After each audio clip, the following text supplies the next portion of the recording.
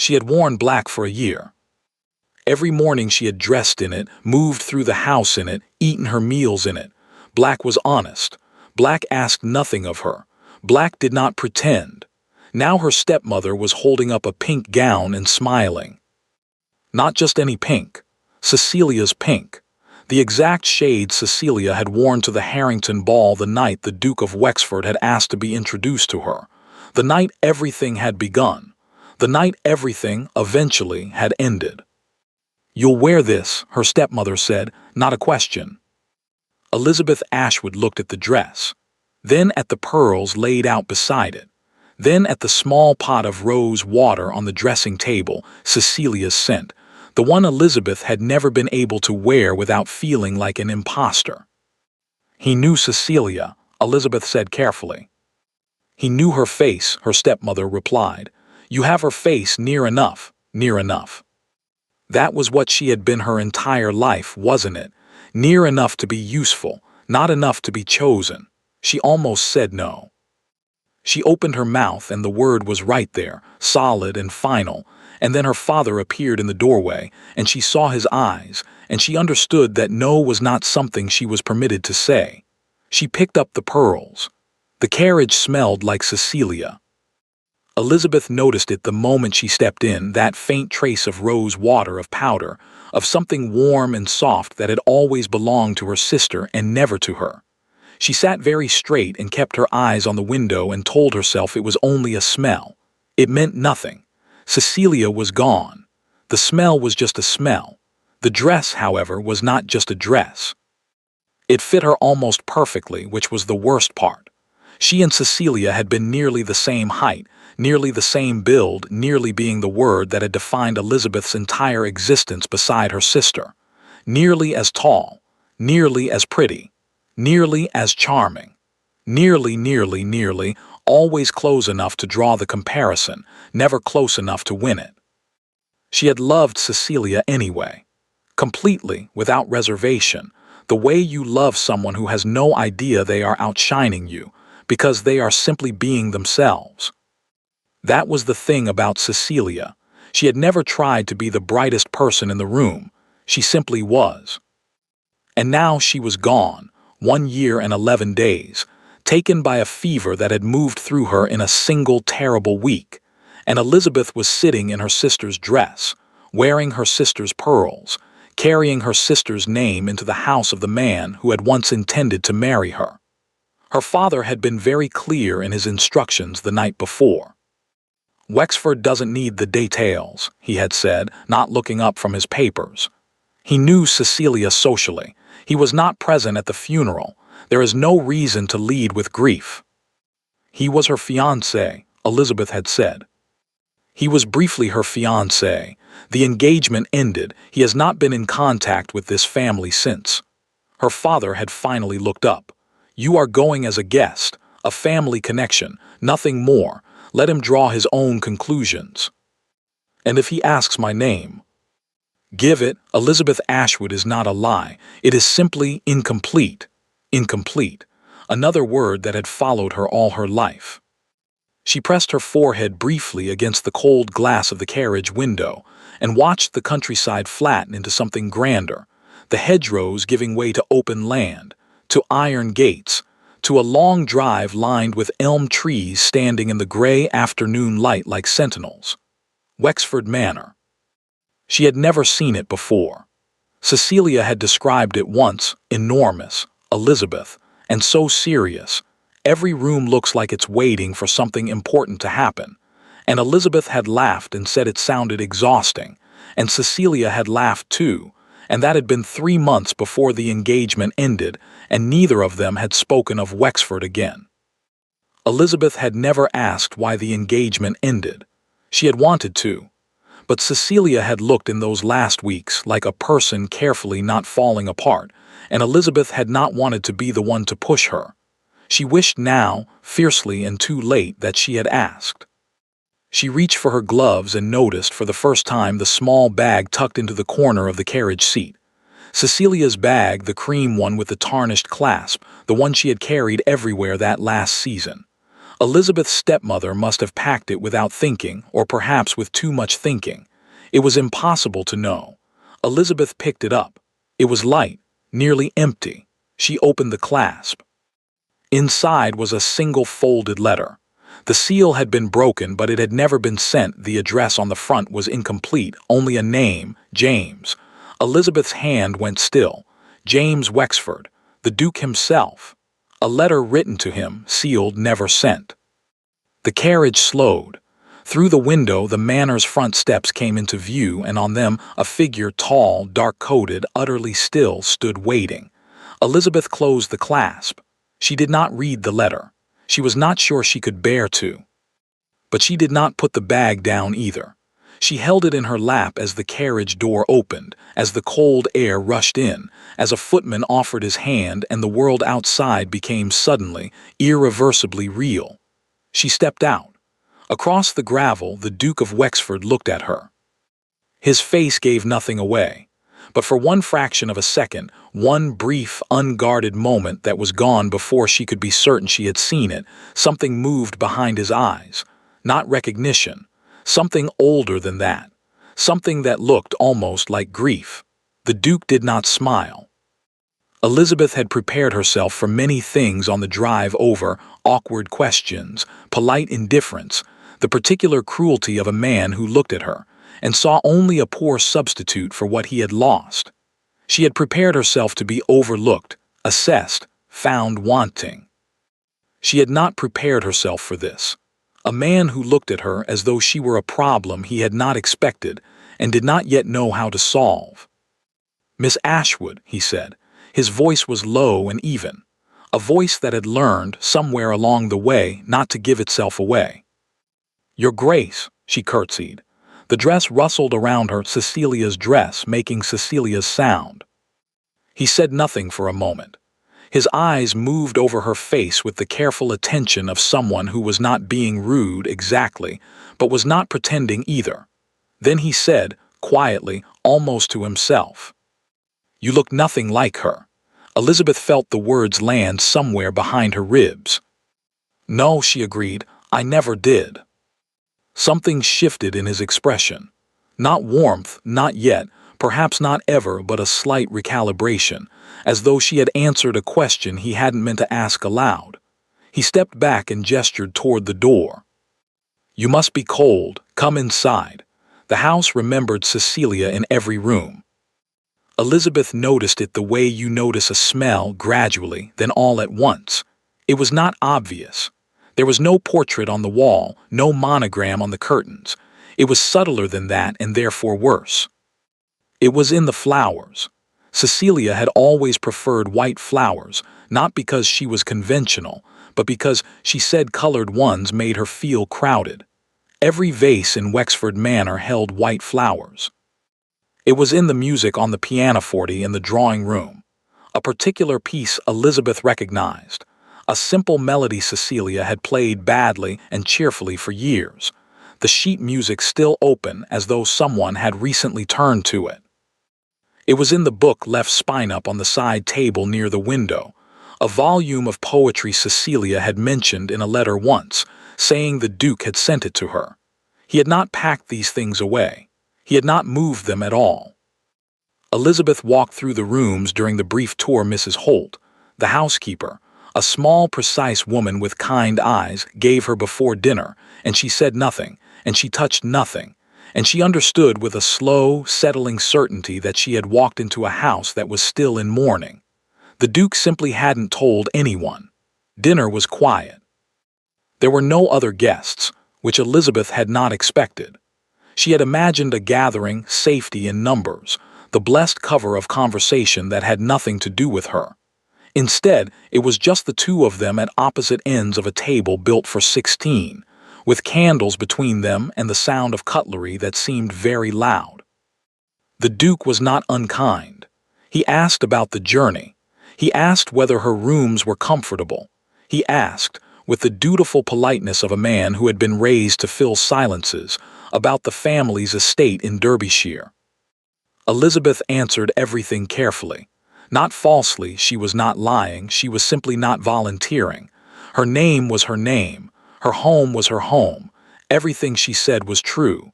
It was only the shape of it that was incomplete. "You don't eat much," the Duke said at one point without particular judgment. "I eat precisely enough," Elizabeth said. He looked at her.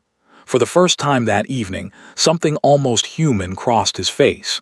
That sounds like something a person says when they've been told they eat too much. Elizabeth set down her fork.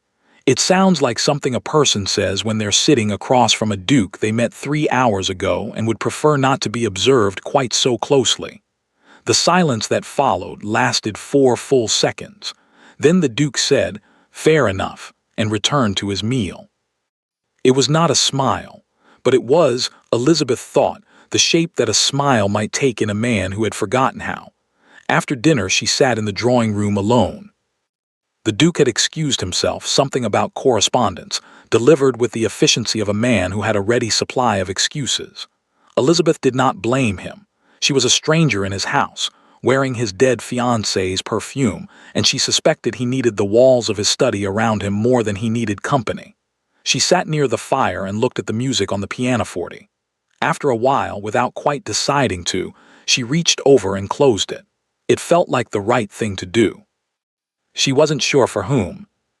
She was almost ready to go upstairs when she heard footsteps in the hall, not the Duke's, too light for that, and Mrs. Holt appeared in the doorway. "Forgive me, Miss Ashwood, I thought you'd retired." The housekeeper paused. Her eyes went to the closed sheet music. Something moved across her face, gratitude, maybe, or recognition. "Can I bring you anything?" "No, thank you," Elizabeth hesitated. "Mrs. Holt, how long have you been at Wexford Manor?" 31 years, miss." "Then you remember," she stopped, chose her words. "You remember when my sister visited." Mrs. Holt was quiet for a moment. "I do." "Was she happy here?" The housekeeper looked at her for a long time. Not unkindly. The way a woman looks at another woman when she is deciding how much truth is a kindness and how much is simply a burden. "She was," Mrs. Holt said finally, "for a while." Elizabeth nodded. She did not ask what came after for a while. She was not sure she was ready for that answer yet. "Good night, Mrs. Holt." "Good night, Miss Ashwood." Elizabeth took the candle and went upstairs. In her room, on the bed where her maid had laid out her nightclothes, was Cecilia's bag. She had forgotten it there that morning. She picked it up, held it, put it in the drawer of the bedside table without opening it. Then she lay in the dark of Wexford Manor and listened to the house settle around her, and somewhere down the long corridor a clock struck 11, and she thought about a letter written to a man named James, sealed and never sent, and wondered what it was that Cecilia had needed to say badly enough to write it down and been unable to say at all. 3 days passed. Elizabeth had not expected to settle into Wexford Manor. She had expected to endure it, to move through the days carefully, say the right things, smile at the right moments, and count down to the end of the visit the way you count down to the end of something unpleasant but necessary. Instead, she found herself, on the 3rd morning, standing in the library with a cup of tea going cold in her hand, and a book she had actually wanted to read open on the table before her, and she realized with some alarm that she had not thought about leaving in nearly 2 hours. The library was the one room in Wexford Manor that did not feel like Cecilia. It was all dark wood and tall windows, and the particular smell of books that have been read rather than displayed. The shelves were slightly disordered, not neglected, but used, the kind of disorder that comes from actually looking for things rather than arranging them for appearance. Elizabeth approved of this deeply and had not expected to. She was on her 2nd chapter when the Duke walked in. He stopped when he saw her, not with displeasure, more the mild recalibration of a man who has entered a room expecting it to be empty and found he didn't mind that it wasn't. "Miss Ashwood." "Your Grace," she moved to close the book. "I can find somewhere else." "Don't," he said it simply, without ceremony. "I only came for this." He crossed to the far shelf, retrieved a slim volume, and then, to her surprise, did not leave. He settled into the armchair by the window, opened his book, and began to read. They sat in silence for nearly an hour. It was, Elizabeth thought, the most comfortable she had felt since arriving. It became, without either of them deciding it, a kind of routine. Mornings in the library, reading in companionable silence. Afternoons that varied, once a walk through the grounds when the weather permitted, once a longer conversation over tea that began with the estate's history and somehow arrived, without warning, at the question of whether duty was the same thing as loyalty. The Duke said it was. Elizabeth said it wasn't. Neither of them convinced the other, and both of them seemed quietly to have enjoyed trying. He was not what she had expected. She had built him in her imagination from the wreckage of Cecilia's broken engagement, a cold man, or a proud one, or one of those men who are charming at a distance and impossible up close. She had been prepared for all of these.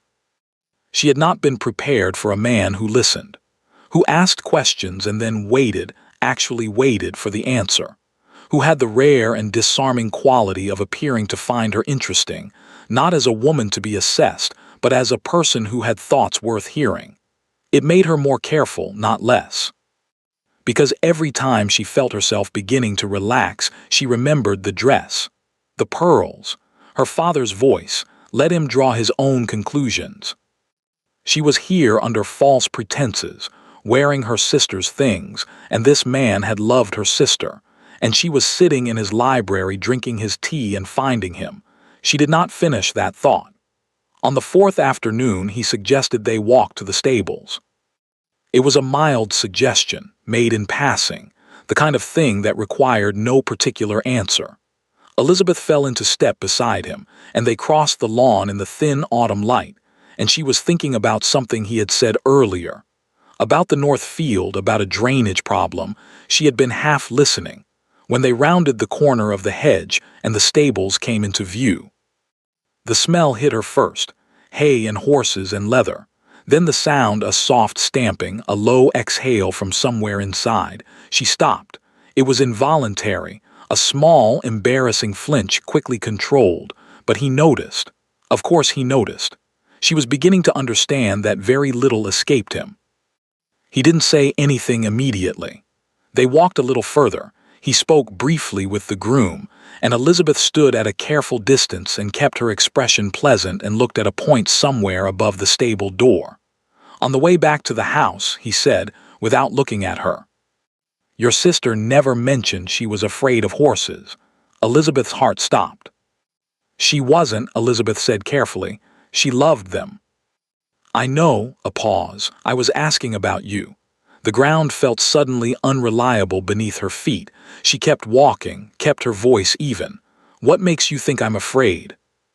"You flinched when we came around the hedge. You stood 12 feet from the door the entire time. You watched the groom the way people watch things they don't trust." He glanced at her then, brief, direct, without apology. "I've seen the expression before. It's not complicated to read." Elizabeth said nothing for a moment. "A childhood incident," she said finally. "It was a long time ago." "These things usually are." He did not push further, but then, quietly, "You could have said so. I wouldn't have suggested the walk." "I didn't want to be managed around." He stopped. She stopped too and looked at him, and found him watching her with an expression she hadn't seen on him before. Not the careful blankness he wore in company, not the quiet attention he had in the library. Something more unguarded than either. "No," he said after a moment, "I don't imagine you would." They walked back to the house in silence, but it was a different kind of silence than before. Something had shifted in it, some small but significant weight had moved. Elizabeth felt it. She suspected he did too. That evening after supper she went to the library alone. She told herself she was going to read. She sat down, opened the book, and read the same paragraph 4 times without retaining a word of it. Then she put the book down, went upstairs to her room, opened the drawer of the bedside table, and took out Cecilia's bag. She sat on the edge of the bed for a long time. "He didn't fall in love with your sister, Elizabeth. That wasn't true. She didn't know that. She was inventing things because she wanted them to be true, and she was not permitted to want that." She opened the clasp. She took out the letter. She told herself she wasn't going to read it. She read it. Cecilia's handwriting was familiar, looping, slightly rushed, the letters of a woman who thought faster than she wrote. James, I have started this letter 11 times. I will try to finish it this once. I cannot marry you. I know that is not what you are expecting to read, and I know it will hurt you, and I am sorry for that more than I can properly say. You are a good man. I have always thought so. I think so still. But I have known for some time that what I feel for you is not what you deserve to be felt. I am fond of you. I admire you. I would have been, I think, a loyal wife. But I would have been a wife who spent her whole life being fond and admiring and loyal, and you would have spent your whole life knowing it was not quite enough, and I cannot do that to you. There is someone who would not make you feel that way. I have watched her all my life, and I know how she thinks, and I know what she is worth, and I know she is everything I am not quite enough of. She is afraid you wouldn't look at her properly if you knew she was an option. She is probably right. You would have to find her on your own. Her name is Elizabeth. She is the other one. The one they always introduce second. Look at her properly, James. I never could make you. See, Elizabeth sat very still. The fire had burned low. The room was cold. She read the letter again, then a third time. She is the other one, the one they always introduce second. Cecilia had known. Not just known, had written it down, had sealed it, had meant to send it, had not sent it. And somehow the letter had ended up in a bag in a carriage that had brought Elizabeth here to this house, wearing Cecilia's dress, carrying Cecilia's name like a borrowed coat. She did not know whether to laugh or weep. She did neither. She folded the letter with great care, placed it back in the envelope and put it in the drawer. Then she lay back on the bed and stared at the ceiling and thought about a man in a library who had noticed she was afraid of horses and had not tried to manage her around it. And she thought, I cannot tell him. And then, I cannot not tell him. And then, for a long time, nothing at all. The letter from her father arrived on a Tuesday. Elizabeth knew what it was before she opened it. She recognized the handwriting, the particular heaviness of the seal. Her father pressed too hard, always had, as though the wax needed to be punished into submission. She took it from the salver at breakfast, excused herself before the Duke could notice her expression, and read it standing in the corridor outside the dining room like a person who had been expecting bad news and had simply been waiting to find out what shape it would take. It was brief. Her father's letters were always brief. He considered elaboration a form of weakness. The Harrington debt comes due at the end of the month. I have managed Alcott and the others, but Harrington will not be moved. You know what is needed.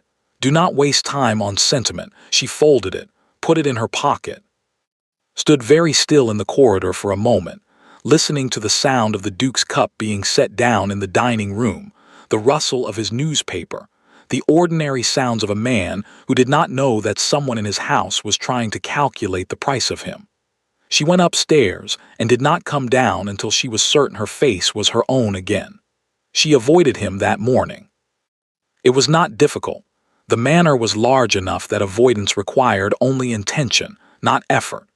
She walked in the garden until the cold made staying there unreasonable, then sat in the small sitting room off the east corridor that nobody seemed to use, and read without reading and thought without concluding anything useful. She needed a proposal. She needed it within, she counted, 18 days. From a man who did not know her real name, who thought she was visiting as a family connection, who had, as far as she could tell, no particular intention of marrying anyone, let alone a woman he had met less than a week ago. She pressed her fingers to her eyes. The thing was, and this was the part she could not afford to examine too closely, she did not want it this way. She had understood, coming here, that the entire endeavor was dishonest. She had made her peace with dishonesty as a survival strategy before, when survival left no better options. But she had not expected to sit in his library for 4 mornings in a row. She had not expected the conversation about duty and loyalty. She had not expected a man who noticed things, who saw her flinch at the stables and did not make a spectacle of it, who listened when she spoke as though her words had weight. She had not expected to like him. And now she was sitting in an unused sitting room calculating how to get a marriage proposal out of him before the end of the month, and the thought made her feel ill in a way that surprised her with its intensity. Do not waste time on sentiment. Her father's voice. Always useful. Always horrible. She put the book down and went to find something practical to do. She was in the library that afternoon, not reading, just present, because it was the room that felt most like neutral ground, when the Duke came in earlier than usual. He looked tired, not the polished tiredness of a man who had slept badly, but something deeper, the kind that lives in the eyes and has nothing to do with sleep. He sat in his usual chair, did not open a book. Elizabeth waited. "I had a letter today," he said finally, not to her exactly, more to the room, from Cecilia's father. Elizabeth went very still. He wanted to express his condolences, belatedly. The Duke's voice was even, uninflected, a year and a half after the fact. Perhaps he found it difficult to write. Perhaps he looked at the fire, or perhaps he wanted something. The silence stretched. "Did he?" Elizabeth asked carefully. He asked whether I had given any thought to. He stopped, rearranged whatever he had been about to say. He was fishing. It doesn't matter for what. He glanced at her then. "Forgive me, I don't know why I'm telling you this." Because you needed to say it to someone who wasn't on his side. It came out more directly than she intended, but she did not take it back. The Duke looked at her for a long moment. "Yes," he said, "that's exactly it." They sat quietly for a while after that. Elizabeth picked up her book. The Duke eventually picked up his. The fire burned steadily, and outside the windows the light began to fail, the way it did in October, not gradually, but all at once, as though the sky had simply decided it was done. "Can I ask you something?" the Duke said. Elizabeth looked up. "You can ask."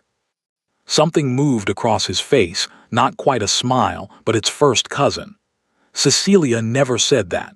She always said, "Of course," and then answered whatever she liked and deflected everything else with perfect grace. "I'm not Cecilia," Elizabeth said. The words landed in the room and stayed there. She had not meant them to mean what they meant. Or rather, she had not meant to say them at all, and now she had, and there they were, sitting between them, quietly enormous. The Duke said slowly, "No, you're not." He said it without accusation, without any particular expression she could read. He said it as though he were confirming something he had been thinking for some time. Elizabeth made herself hold his gaze. "What did you want to ask?" she said. A pause. He seemed to decide something. "Why did you come here?" The question was direct and entirely fair, and she had no answer that was not either a lie or a confession.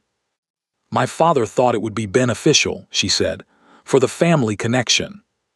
"Your father," he said it neutrally. "Yes, I imagine he did." Something in his tone made her chest tighten. "Your Grace." "James," he said. She stopped. "We have been sitting in this library together every morning for 5 days," he said. "I think you can manage James."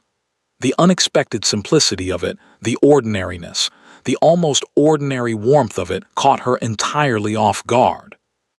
"Elizabeth," she said before she thought about it. He nodded, as though it were settled, as though names were simple things that people exchanged without consequence. She looked back at her book. Her heart was doing something she was not going to acknowledge.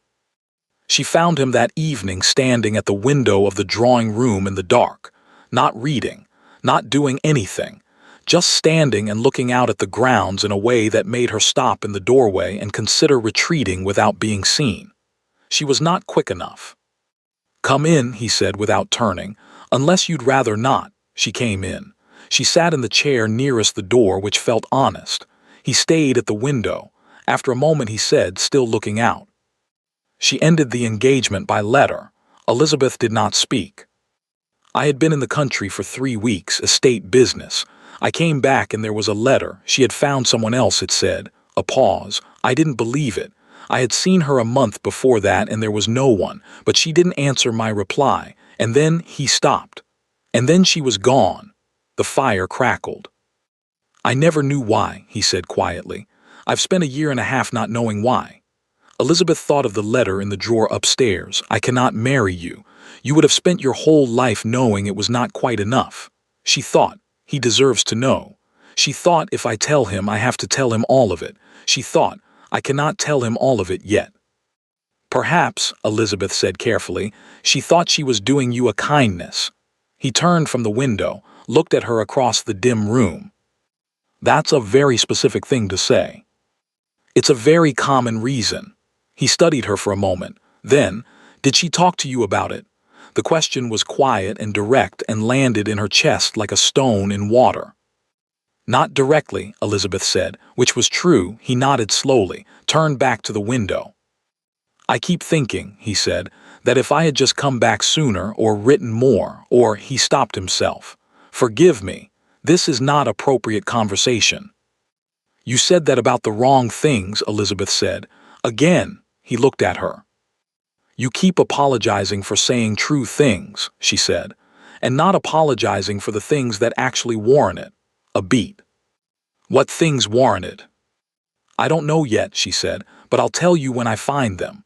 For the first time, the first real time, unguarded and unmanaged, he smiled. It was brief. It changed his face entirely. Elizabeth looked away before it could do any more damage. She went upstairs. She took the letter from the drawer. She sat on the edge of the bed and held it and told herself she would wait.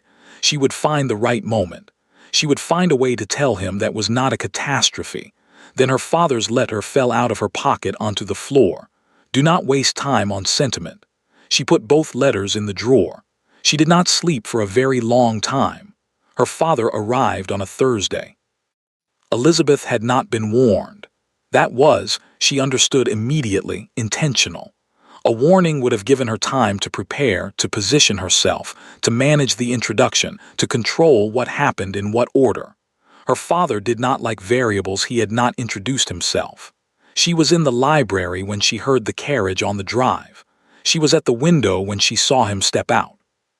She was already moving toward the door when she heard Mrs. Holt's voice in the hall, and her father's voice answering, and then the Duke's voice. He must have come from the study, low and courteous, doing what well-bred men do when unexpected guests arrive, which is to make it seem as though the inconvenience is a pleasure. She slowed at the top of the stairs. Her father was in the entrance hall below, hat in hand, smiling the particular smile he used on people he needed something from. The Duke stood opposite him. And for one suspended moment, Elizabeth stood on the landing and looked at the two of them together and understood, with total clarity, that the next few minutes were going to determine everything. She came down the stairs. Her father looked up and saw her. His smile didn't change. That was the thing about her father. The smile was not connected to anything real, so nothing real could alter it. There she is, he said warmly. Elizabeth came to stand beside the Duke. She felt, rather than saw, him glance at her. Father, she said, I wasn't expecting you. I was passing through the county. He wasn't. Her father never passed through anywhere. He arrived places with intention always. I thought I'd look in, make sure you were comfortable. He turned to the Duke with the air of a man bestowing a great favor. I hope she hasn't been any trouble, Your Grace. She can be a brief, affectionate pause that was neither brief nor affectionate, particular. Miss Ashwood has been excellent company, the Duke said. Miss Ashwood, her father repeated, and something in his tone shifted, the faintest flicker of satisfaction. Yes, she's a good girl. Elizabeth watched the Duke's face. Nothing, she breathed. They moved to the drawing room. Tea was brought. Her father talked. He was good at talking, at filling a room with the impression of warmth and ease while extracting whatever he had come to extract. He asked about the estate. He admired the furnishings. He made two careful references to the family's long connection to the Wexford name, neither of which was entirely accurate. Elizabeth sat and said very little and watched the clock. It happened in the 47th minute. Her father had been telling a story, something from Elizabeth's childhood, one of the ones he deployed to make her seem charming in retrospect, harmless and slightly funny, the kind of story that required her to have been a particular kind of child in a particular kind of family. He was midway through it when he turned to her, gesturing for effect, and said, You remember, Cecilia, he caught himself. 1 second, perhaps less. Elizabeth, he corrected smoothly, without missing a beat. Already moving on, you remember how your mother used to say, but the Duke had gone very still. Elizabeth saw it happen. She watched the stillness move through him the way cold moves through water from the outside in, slow and total. His hand, which had been resting on the arm of his chair, did not move. His face did not change, but something behind his eyes he looked at her. Not quickly, not accusingly. He simply turned his head and looked at her with the full, unhurried attention of a man who has just understood something and is taking a moment to understand it completely. Elizabeth held his gaze. She did not look away. There was no point in looking away. Her father was still talking. He had not noticed. He was too absorbed in his own performance to see what had just occurred 3 feet to his left, that a careful, year-long architecture of half-truths had just developed a crack wide enough to see through. Elizabeth looked at James Wexford and thought, there it is. He looked back at her and said nothing. For the rest of the visit, another 20 minutes, interminable, he was perfectly courteous. He asked her father appropriate questions. He offered more tea. He saw him to his carriage with the impeccable manners of a man who had been raised to make exits as graceful as entrances. Elizabeth stood in the drawing room and waited. She heard the carriage leave. She heard his footsteps in the hall. She heard them stop outside the drawing room door. He came in. He did not sit. He stood near the fireplace and looked at her across the room, and for a long moment neither of them spoke. Then, "How long were you going to keep this up?" His voice was even. Not cold, not angry, something more controlled than either. The voice of a man keeping a very firm hand on something that would rather not be kept. "I don't know," Elizabeth said. It was the only honest answer. "Did you know about the letter?" The question arrived like a change in weather, sudden, total, impossible to prepare for. She had thought in the abstract about this moment.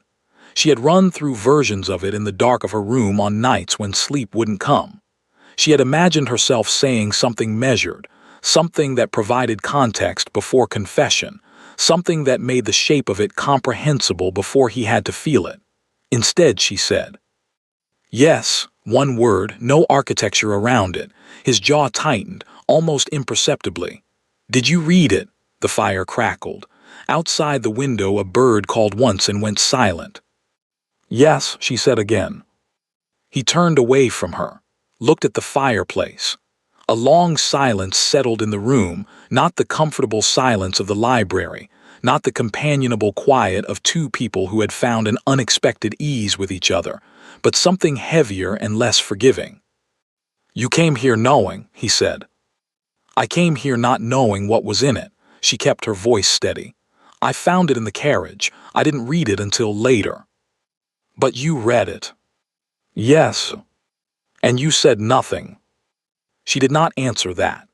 There was no answer that was not an admission of something she was not yet certain how to defend. He turned back to face her. His expression was she searched for the word contained. That was it. The way a house looks when all the shutters are closed. "Why did you come here?" he said. "The real reason." Elizabeth had rehearsed a version of this conversation in which she managed the information, in which she gave him the shape of the truth without the worst of it, in which her father's debts and her own culpability were framed as circumstances rather than calculation. She looked at him and understood that she was not going to do any of that. "My father needed a proposal," she said, "before the end of the month. He has debts that require resolution. He thought if I came here under the family connection, and if you," she stopped, made herself continue. "He thought I looked enough like Cecilia that you might not ask too many questions." The silence that followed was the worst kind. Not shocked. He had already suspected. She could see that, but the silence of something being confirmed that a person had hoped would not be confirmed. "Near enough," he said quietly. She flinched. He had heard that then, in the hall the first day. He had heard all of it. "Yes," she said. He nodded once, slowly, as though completing a thought. Then he said, "You should leave in the morning." He said it without cruelty. That was almost worse, that there was no anger in it, only a door closing with great and deliberate care. He walked out of the room. Elizabeth stood by the window and listened to his footsteps until she couldn't hear them anymore. Then she sat down. She did not cry. She was not sure what she felt was the kind of thing that resolved into tears. It was bigger than that and less defined, the feeling of having lost something she had not been entitled to want in the first place, which is its own particular species of grief. She sat for a long time. Then she went upstairs and told her maid to begin packing. At midnight she was still awake. She lay in the dark and stared at the ceiling and thought about the letter in the drawer. She is the one worth waiting for. She thought about a man who had put a framed no. She didn't know that. She had no idea what he had done with Cecilia's letter. She had assumed he'd never received it. She had assumed too many things. She had been operating on assumptions from the beginning, and look where it had gotten her. She thought about her father in that carriage, satisfied, heading back to whatever negotiation he was conducting with whatever creditor was currently most threatening, not knowing and not caring what he had destroyed in 47 minutes of drawing-room conversation. She thought about 18 days, 14 now. She thought about James Wexford's face when he smiled, the brevity of it, how it changed him, how she had looked away because she couldn't afford not to. She closed her eyes. You should leave in the morning. She would leave in the morning. She would go back to Derbyshire and her father's house and the slow diminishment of a life lived in the margins of other people's stories. And that was the correct and reasonable outcome of having agreed to something dishonest, and she had known that coming in. She had known that coming in. She opened her eyes. She reached into the drawer and took out Cecilia's letter and held it in the dark without reading it, because she knew it by heart now, every word including the last ones. Look at her properly, James. I never could make you. She put it back. She did not sleep. She was packed by 6. It was an hour earlier than necessary, which meant she had an hour to sit in a room that was mostly empty now, her things back in their trunks, Cecilia's bag on top of the largest one, the drawer of the bedside table standing open and bare, and be very calm about everything. She was extremely calm. She sat on the edge of the stripped bed and folded her hands in her lap, and was so calm that her hands were shaking slightly, which she decided not to notice. Her maid, Clara, moved around her quietly in the way of a woman who understood that the situation called for silence. Clara had been with Elizabeth for 6 years. She asked no questions. She packed with great efficiency and a carefully neutral expression, and only once, when she thought Elizabeth wasn't looking, did she glance over with something in her eyes that might have been sympathy, or might have been the particular sorrow of a woman who has watched someone lose something and been unable to do anything about it. Elizabeth looked out the window. The grounds were gray in the early light, the elm trees still and dark against a sky that hadn't decided yet what kind of day it intended to be. Somewhere out there, she couldn't see from this angle, were the stables. She thought about that afternoon, the walk around the hedge, his voice saying I was asking about you without any edge to it, just attention, just the uncomplicated act of seeing her rather than through her. She looked away from the window. 6:47. She had 13 minutes before the carriage would be brought around. She heard the knock at 7:15. Not the door to her room, the sound came from further down the corridor, muffled, directional. A door opening, footsteps. Then Mrs. Holt's voice, low, and another voice answering, and then silence. Elizabeth stood. She did not know why she stood. There was nothing to stand for. She was leaving in, she checked, 8 minutes, and whatever was happening in the corridor had nothing to do with her. She sat back down, stood up again, went to the door and opened it. The corridor was empty, but Mrs. Holt was at the far end of it, moving toward the back stairs, and she turned when she heard Elizabeth's door and stopped. They looked at each other across the length of the corridor. Mrs. Holt came back. She stopped a few feet away and folded her hands in front of her, and looked at Elizabeth with the expression of a woman who has been in service for 31 years, and has therefore witnessed most of what human beings are capable of, and has opinions about very little of it anymore, except the things that matter. He's gone to the stables, Mrs. Holt said. Elizabeth said nothing. He went out at 5. He does that when he can't sleep. A pause. He didn't sleep. Mrs. Holt. He put the letter on the mantelpiece, the housekeeper said. In his study. Miss Ashwood's letter, your sister's letter, forgive me. I saw it this morning when I went in to lay the fire. Elizabeth went very still. He framed it, Mrs. Holt said. The words didn't make sense for a moment. Elizabeth turned them over, examined them, put them down and picked them up again. Why would he? She stopped. It was a rejection. Yes, Mrs. Holt said it simply. Not as a contradiction, just as a confirmation. As though the fact that it was a rejection and the fact that he had framed it were not in conflict at all. I don't understand. Mrs. Holt looked at her for a moment, then she said. There was more to the letter. Elizabeth heard her own heartbeat. I beg your pardon. The last lines. The housekeeper's voice was careful, measured, the voice of someone delivering information they know will matter. The ink had run on your copy, the one in the bag. She paused. The original was sent, Miss Ashwood, not by your sister. She gave it to her lady's maid to post the day before she took ill. It arrived here 6 weeks after. Another pause, shorter. After she was gone. Elizabeth put one hand on the doorframe. He received it, she said. He received it. In the last lines, Mrs. Holt reached into her apron pocket, took out a small folded paper, not the letter itself, something copied. Elizabeth could see it was the housekeeper's own handwriting, careful and upright. I thought you might want to see, Mrs. Holt said, before you left. Elizabeth took it. She unfolded it. The copied lines were short, 8 sentences in Mrs. Holt's careful hand, and below them a note, as written in the original, received November 1841. Elizabeth read them. Then she read them again. I know you will think this is my way of softening what I have done. It isn't. I have watched her all my life, and I know what she is, which is this. She is the truest person I have ever known. She says what she means. She means what she says. She does not know how to be less than she is, even when lesser would be easier. She is the one worth waiting for. I was just the one who arrived first. Her name is Elizabeth. She is the other one, the one they always introduce second. Look at her properly, James. I never could make you. Elizabeth stood in the corridor for a long time. The paper was very light in her hands. The corridor was very quiet. Somewhere in the house, a clock ticked and a fire settled, and the ordinary sounds of morning moved through the rooms as though nothing particular was happening. She thought about Cecilia writing those lines.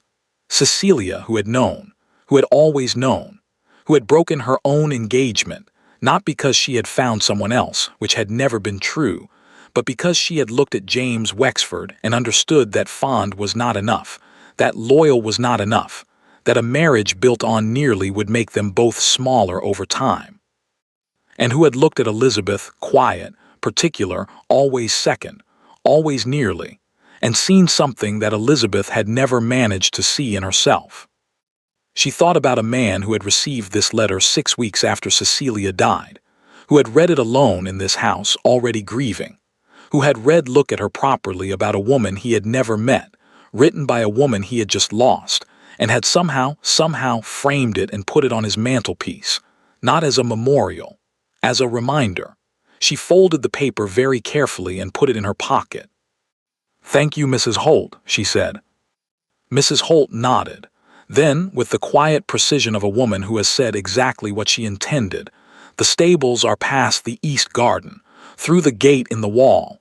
He'll be with the gray mare he usually is when he's thinking. She turned and went back down the corridor. Elizabeth stood at her open door and looked at her packed trunks and the empty drawer in Cecilia's bag sitting on top of the largest trunk. And then she looked at the door at the end of the corridor, and then she looked at her hands, not shaking anymore.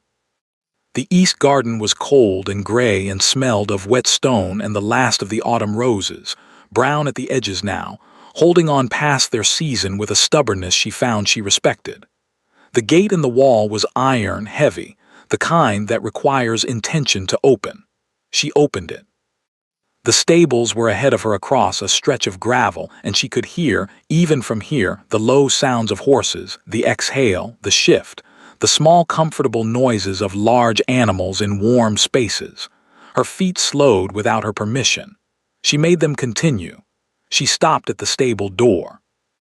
Inside, in the third stall down, the Duke of Wexford stood with his back to her, one hand on the neck of a gray mare who was regarding him with the patient affection of an animal who is used to being visited in the early hours by someone who needs somewhere to stand. He hadn't heard her. She could still leave. The carriage would be ready. Clara would have brought the trunks down. In 3 hours she could be 20 miles from here, and in 3 days she could be home, and in 3 weeks this could be the kind of thing that had happened to someone else in another life, before the one she was going to have to build from whatever materials remained. She could still leave. She took the copied letter from her pocket. She stepped inside. He heard her footsteps on the stable floor. He didn't turn immediately. His hand stayed on the mare's neck, one slow stroke, and then he went still in the way of a person who has recognized something, a sound, a presence, and is taking a moment before they have to deal with what it means. Then he turned. He looked at her across the length of the stable. She was standing just inside the door, the cold light behind her, still in her traveling clothes. She noticed him notice that, the small confirmation that she had been leaving, that she had packed and prepared and come here anyway. Neither of them spoke. The mare shifted in her stall. Outside, a bird started and stopped. Elizabeth walked toward him. She stopped when she was close enough that there was no question of accident, no possibility of this being anything other than deliberate. She held out the folded paper, Mrs. Holt's copy, 8 lines in careful upright handwriting, and kept her eyes on his face. He looked at the paper, then at her. He took it. She watched him read it. She had the advantage, this time, of knowing what was in it. She could watch his face instead of the words, could see the moment he reached the last lines, the slight tightening around his eyes, the almost imperceptible exhale. He refolded it, did not hand it back. "You read the whole thing," he said. "I did." The copy in the bag, the ink had run. "Yes, I didn't know there was more." She paused. "Mrs. Holt showed me." He nodded, once, looking at the paper in his hands.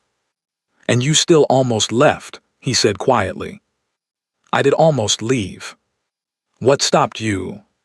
She considered giving him something careful, something measured and defensible, the kind of answer that kept a person at a safe remove from the thing they actually meant. "You framed it," she said instead. He looked up. "A rejection," she said, "from a woman who had just ended your engagement. You received it after she died, and you put it in a frame and kept it in your study." She held his gaze. "I needed to know why." A long silence. The mare exhaled softly behind him. "Because she was right," he said, simple, unadorned, the way he said things when he had decided to say them properly. "About which part?" Elizabeth asked. "All of it." He looked at the paper again briefly, then back at her. "I spent a year and a half believing she had left me for someone else. I was angry. Then I was not angry, and that was worse. And then this arrived," he indicated the paper, "and I read it, and I understood that she had not left me for someone else at all. She had left me because she knew." A pause. "That what we had was fond. That fond is not enough." "She knew before you did," Elizabeth said. "She was always clearer than I was." Something moved across his face, not grief exactly, but the older, quieter thing that grief becomes when you have made a kind of peace with it. She was also right about the other thing. Elizabeth waited. "I would not have looked at you," he said.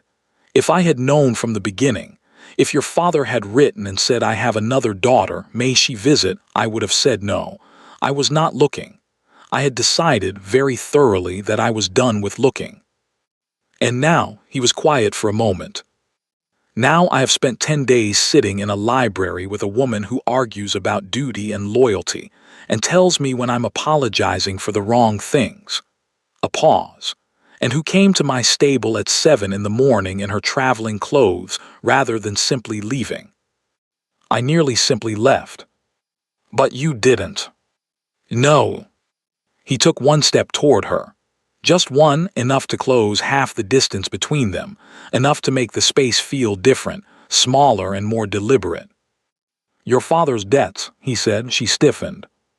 "I want to deal with that separately," he said. "Not as a condition, not as a negotiation.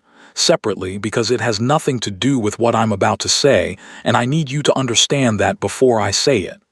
Elizabeth looked at him carefully. "What are you about to say?" "I'm going to ask you something," he said, "and I want you to answer it the way you answer things, which is directly and without managing me." "I've been known to manage." "Less than you think." The corner of his mouth moved, not quite the smile, the precursor to it, the shape the smile borrowed from. Elizabeth. Her name, just her name, the way he had said it in the library, settled, as though it fit the room. "Yes," she said. "I know that's not an answer to a question I haven't asked yet." "No," she agreed, "but it will be." He went very still. She watched understanding move through him, slow, then certain, the way dawn works, not a moment but a process, light arriving before you can point to where it came from. "You're certain," he said. "I'm particular," she said. "You were told that at the outset. Particular people don't say yes to things they're not certain of." He looked at her for a long moment. Then he said, "I haven't asked yet." "I know. I'm going to ask properly." "I assumed you would." "Elizabeth." He said it differently this time, not settled but careful, the way you carry something you don't want to drop. "Will you?" "Yes," she said. I hadn't finished. "I know what you're asking." "You might be wrong." "I'm not wrong," a beat too. "No," he said quietly, "you're not." And then he did something she had not expected, which was that he laughed, brief and low and entirely real, the laugh of a man who has been very serious for a very long time and has suddenly, unexpectedly, been given a reason not to be. It changed his face completely. Elizabeth had looked away the last time. She did not look away this time. They walked back to the house through the east garden. Not touching, not yet. That would come later in the correct order, with the correct forms observed, because some forms existed for good reasons and they both understood that. But close. Close enough that the distance between them was a choice rather than a default. At the gate in the wall he stopped and held it open for her, and she passed through, and then he said behind her, "Your father," she turned. "I'll deal with Harrington directly," James said, "and Alcott, and whoever else there is." He said it without drama, the way he dealt with estate matters practically, with the efficiency of a man for whom problems were things to be solved rather than suffered. "I'll do it today." "You don't have to." "I know I don't have to." He looked at her steadily. "I want it done before the end of the week. I want there to be no question afterward of what my reasons were." Elizabeth understood. He was removing the debt from the equation entirely, not as a gift to her father but as a gift to her, so that she would never have to wonder, so that no one else could say it either. She thought about her father receiving that news, the careful satisfaction he would feel, the belief that his plan had worked, that he had maneuvered this outcome into existence. "He'll think he arranged it," she said. "Let him," James said. "We'll know." She looked at him, at the gray morning light on his face and the absolute steadiness of his expression, and the fact that he had been in this stable at 5 in the morning because he couldn't sleep, and she thought about what Cecilia had written, the truest person I have ever known, and thought. She was writing about herself too in the end. It takes one to know one. "We'll know," she agreed. Inside, Mrs. Holt was in the entrance hall with the expression of a woman who had not been waiting, and had simply happened to be there. She looked at Elizabeth, then at the Duke, then at the fact of them arriving through the same door at the same time from the direction of the east garden. "Shall I have breakfast delayed, Your Grace?" she said. "By an hour," James said. "We have some things to discuss." "Very good." Mrs. Holt turned toward the kitchen corridor, and Elizabeth could not be certain. The angle was wrong, the light was poor, but she thought she saw the corner of the housekeeper's mouth move. "Mrs. Holt," Elizabeth said. The housekeeper turned. "Thank you," Elizabeth said, "for this morning." Mrs. Holt looked at her for a moment with those kind, 31 years eyes. "Your sister was a good woman, Miss Ashwood," she said. "She knew what she was doing. She went to delay breakfast." Elizabeth stood in the entrance hall and thought about Cecilia, about a woman who had loved well but not quite right, and had known the difference, and had been honest about it when dishonesty would have been so much easier, who had written a letter she was afraid to send and sent it anyway, through a maid in the end, because she knew herself well enough to know she would lose her nerve if she tried to do it directly, who had written her sister's name into that letter like a door left open. Look at her properly. "I never could make you." She had made him in the end, just not in the way she'd planned. Clara appeared at the top of the stairs with the expression of a woman, standing next to packed trunks and requiring direction. "Clara," Elizabeth called up. "Miss." "Unpack, please." A pause, then with great and careful neutrality, "Yes, Miss Ashwood." Elizabeth turned. James was watching her from the doorway of the drawing room. He had his hands in his pockets and his shoulder against the doorframe, and he was looking at her with the full, unhurried attention she had come to recognize. The look that meant he was not performing anything, not managing anything, just seeing.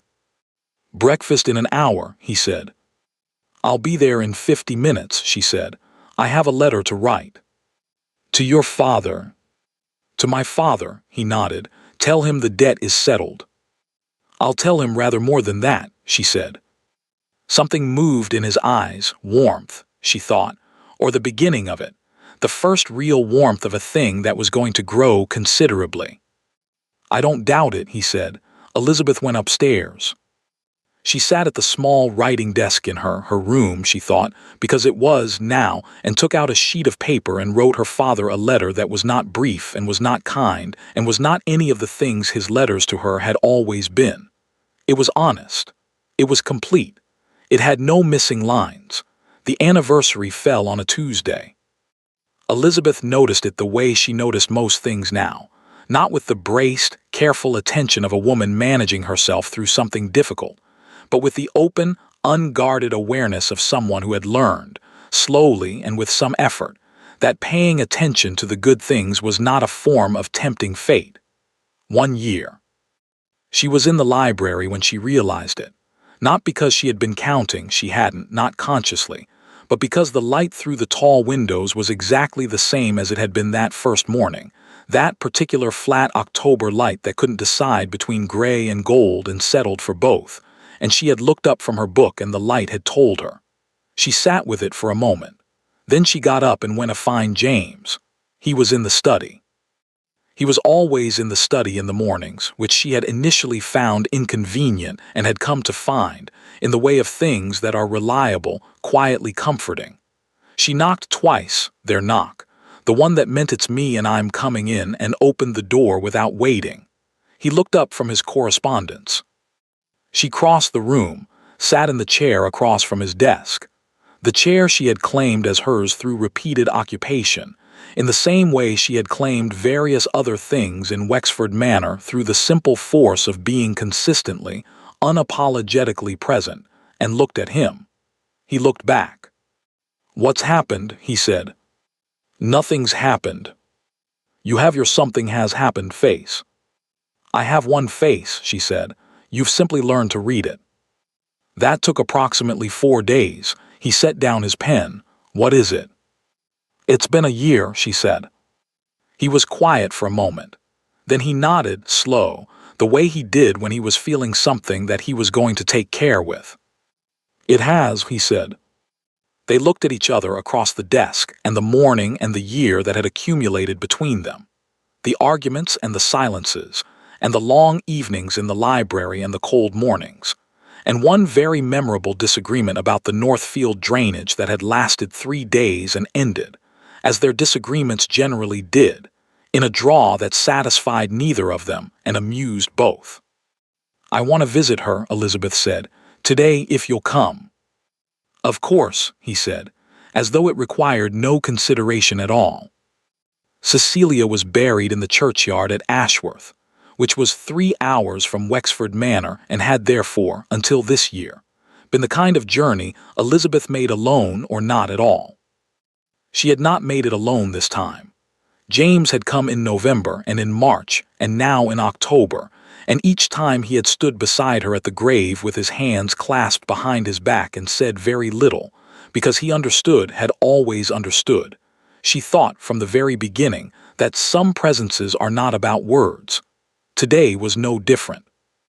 The churchyard was quiet. The sky was doing the same thing it did everywhere in October, that flat gold and gray indecision, and the grass was wet, and the air smelled of stone and leaves, and the particular cold that comes before winter makes up its mind. Elizabeth stood at the grave and thought about many things, none of them entirely linear. She thought about a pink dress in a carriage and a bag with a tarnished clasp, and a letter with missing lines. She thought about a man who had framed a rejection and kept it on his mantelpiece as a reminder of something he had not known yet how to want. She thought about Mrs. Holt's careful handwriting and an iron gate in a garden wall, and the sound of a laugh she had not expected, brief and low and entirely real. She thought about Cecilia writing 11 beginnings of a letter before she finished it. She thought about what it had cost her sister to be honest, to look at her own life clearly and say, "This is fond, and fond is not enough, and I cannot pretend otherwise." To look at a man she admired and say, "You deserve better than what I have to give." To write her sister's name into a letter not knowing whether it would matter, not knowing whether it would ever be read, not knowing whether the door she was leaving open would ever be walked through. That was the thing about Cecilia. She had done brave things quietly, without witness, without any guarantee of outcome. Elizabeth thought she had perhaps underestimated her sister her entire life. She crouched and placed the white roses, Cecilia's, always at the base of the stone, stood up. James was beside her, close enough that his shoulder touched hers, which was as much as either of them did in public and was, she had come to understand, exactly enough. "Do you think she knew?" Elizabeth said. Not for the first time. She had asked it before in different rooms at different hours, turning the question over like a stone to see what lived under it. James was quiet for a moment. He looked at the grave with the steady, unhurried attention he gave everything that mattered to him. "She always knew," he said. "That's why she didn't send the letter herself. She knew I had to find you on my own." Elizabeth considered this. "She sent it through her maid," she said.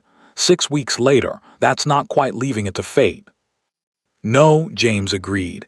"She left it to the postal service, which is marginally more reliable." A pause. "She prepared the ground, she just didn't plant the seed herself."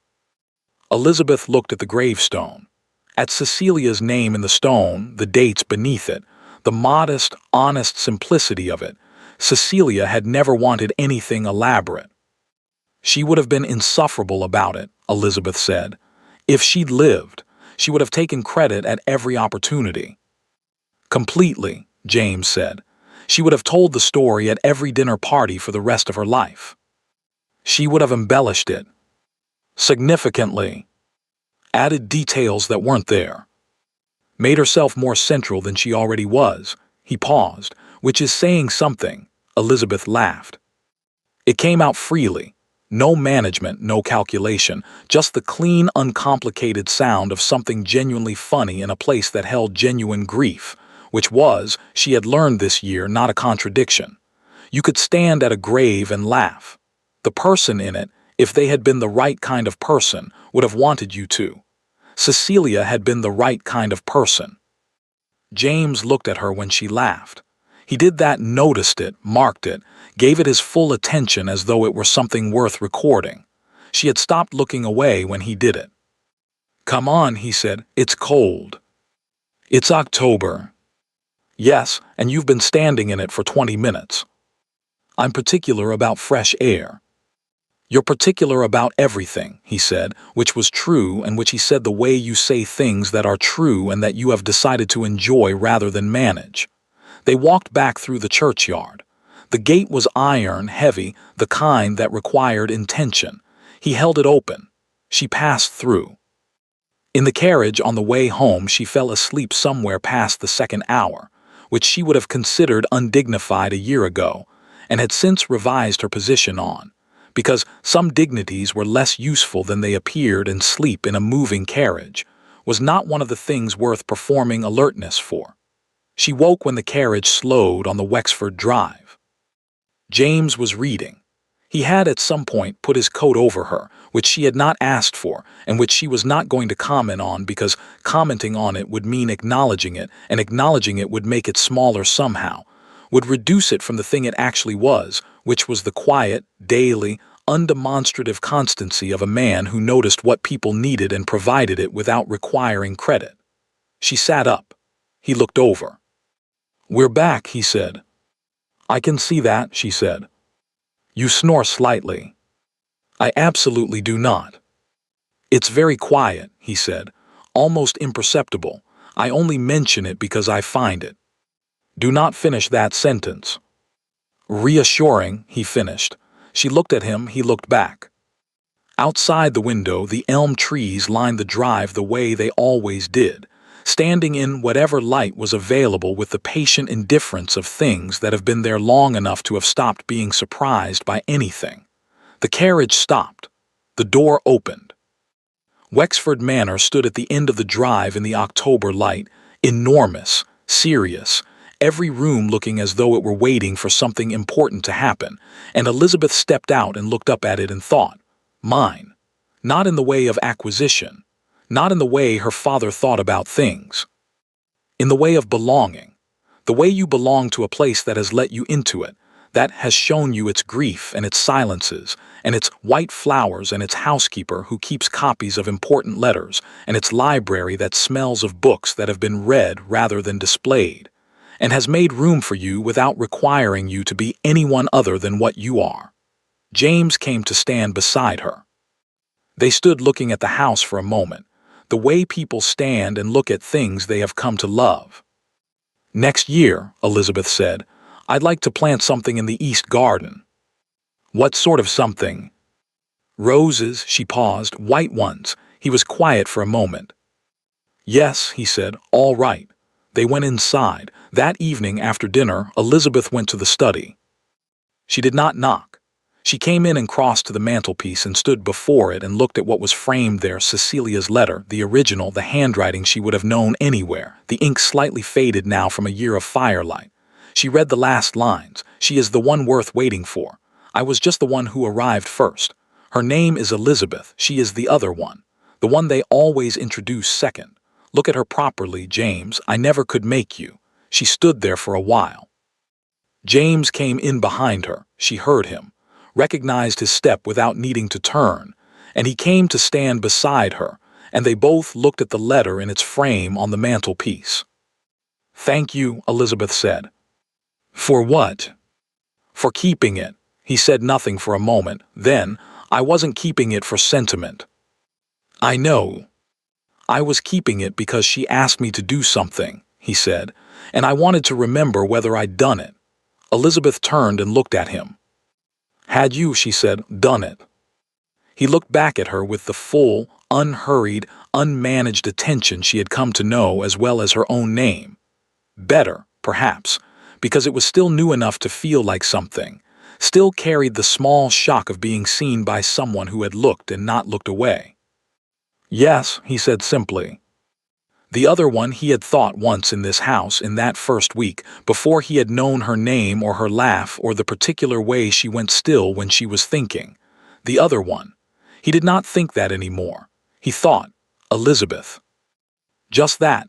Just her name, which was its own complete thing, which required no qualification or comparison or context, which did not need to be introduced second to anything. Just Elizabeth, which was, she had always been, entirely enough. Thank you for listening to the story all the way to the end. Please tell us which city you're watching from and what the story made you feel. Don't forget to subscribe so you won't miss new stories.